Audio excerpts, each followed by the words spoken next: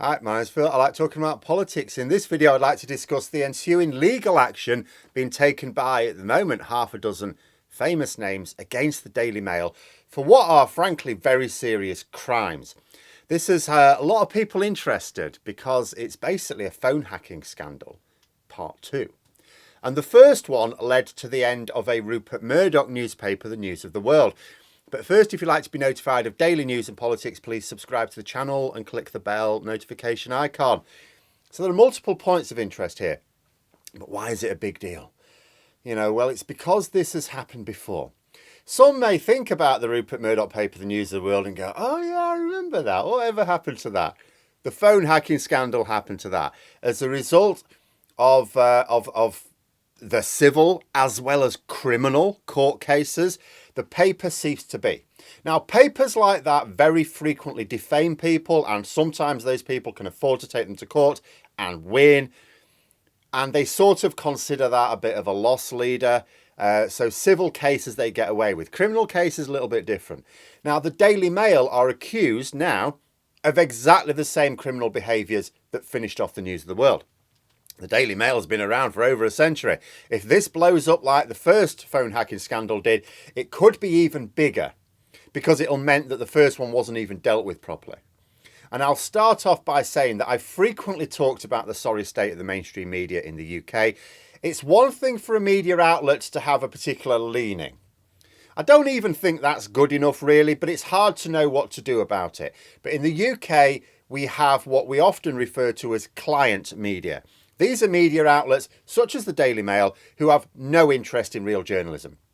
They have real journalists and they sometimes do journalism, but that's not their main reason for being. They were bought in order to push the propaganda of the very wealthy. Now, I'm no historian, but I don't think it's a coincidence that these papers emerged at just the time when more and more ordinary people were suddenly allowed to vote, and those votes became anonymous. Because it was easy for the very wealthy to control MPs when hardly any bugger was allowed to vote. You only need to bribe a few people. And then even when more people were given the vote, like ordinary people were given the vote, but the results were all published along with how each person voted, business owners would threaten their workers with the sack if they didn't vote the right way. I'll be checking where your name is on the list. You'd better vote Tory, son. Making the elections a secret ballot was a problem for them. So they just used newspapers instead to push people into a way of thinking that would persuade them to vote against their own interests. And they're pretty blatant about it as well. Most of the mainstream media are biased in some way or other, intentionally or not. But there's a world of difference between those who maintain basic journalistic standards and those who don't care as long as they don't get caught. Mind you, even the supposedly grown-up media seems to be slipping recently. We know that the BBC have been cowed in recent years. They're not deliberately biased as such, but there are so many Tory plants in key positions setting certain guidelines that it basically amounts to the same thing. The Times, which is a Tory supporting paper, but one that has certain standards, or at least used to, they seem to be slipping a little bit. This is the paper that sacked Boris Johnson for making things up. Well, we've got standards here, Boris, off you go. But at the Tory party conference this week, their correspondent on the ground made up a story about Michael Fabricant being physically assaulted. Michael Fabricant himself took to Twitter to publicly deny the allegations. Now, the Times may have taken some sort of action on add a little word on the quiet, I don't know. But I have to say, I wrote to them about it with links to the proof of both the allegations and the denial, and the response I got a few days later was basically, go tell someone who cares. So I don't relish the prospect of the client media dragging the rest of the profession down with them. We do have good journalism in this country, very good, and we need people to have confidence in it so that the freedom of the press actually means a thing. But anyway, quick look at history to gauge the future. So about 10 years ago, just over, the News International scandal emerged. Rupert Murdoch's stable. Journalists, editors and the owner, as I say, Murdoch, were all implicated in the hacking of phones of notable people. Mostly celebrities, but it did also include families of victims of crime, including those of the murdered child Millie Dowler. Needless to say, it was a public outrage. A police investigation followed. The director of public prosecutions at the time was a certain Keir Starmer. He prosecuted the cases. This is one reason why Starmer is particularly hated by the Tory client media. Like, you may imagine it's just because he's Labour leader, and that's certainly reason enough for them. But, you know, you think about this spring with that 2 full works every day on the front page of the Daily Mail and the Mail on Sunday. 2 full weeks of pressure over what they called Beergate. That was quite remarkable. Oh, that was stunning. I've never seen anything like it, even for a newspaper that exists purely to look after Tory interests. But it's because they really hate Starmer on a personal level. The temerity of someone making newspaper editors and journalists accountable in law. They hate that. The problem with these vultures is that they think freedom of the press allows them to be laws unto themselves. And frankly, there are very few laws curtailing their behaviour, but they're still not supposed to burgle or bug people. The legal cases of a decade ago were supposed to remind them of that. If the legal action beginning now turns out to have merit, it seems they didn't learn the lesson. And the Daily Mail is not a Rupert Murdoch paper, so this could look like a widespread problem. 10 years ago, it resulted in the Leveson inquiry and a list of recommendations for reform that the Conservative government failed to fully implement. They threw a few in and that was it.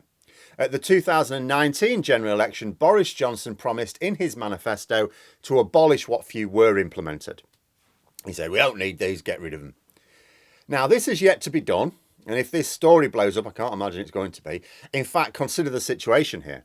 Let us suppose that it turns out that journalists and editors at the Daily Mail have been conducting burglaries in order to get information on people of interest to them. We're about 2 years away from Keir Starmer becoming Prime Minister. He's obviously very knowledgeable about the News of the World case. Of course he was. He prosecuted it. And he will surely have a personal interest in this as well if it blows up. I imagine there'll be a new inquiry with new recommendations, and I'm going to guess those recommendations will be implemented in full by the Labour government. I don't expect all the problems we have with the media to be solved overnight. They will rage against it, claiming that the freedom of the press is being attacked, but scandals like this do tend to make the public less sympathetic. One of the alleged victims this time is the mother of another murdered child, Stephen Lawrence. The allegations include burglary and bugging homes, so a massive invasion of privacy again. The public appetite for reform will be there. It was there a decade ago. But a decade ago, there was no appetite from the then government, who benefited from the lies and sordid methods of these papers. The tables may be about to turn. Paul Dacre, who has worked closely with Boris Johnson, one of his top friends, and was Johnson's pick to be head of the media regulator, Ofcom, that was blocked by MPs. Even Tory MPs knew that that was highly inappropriate. Well, Dacre has gone back to running the stable with the Daily Mail, as he was at the time of the first phone hacking scandal. So he's directly implicated.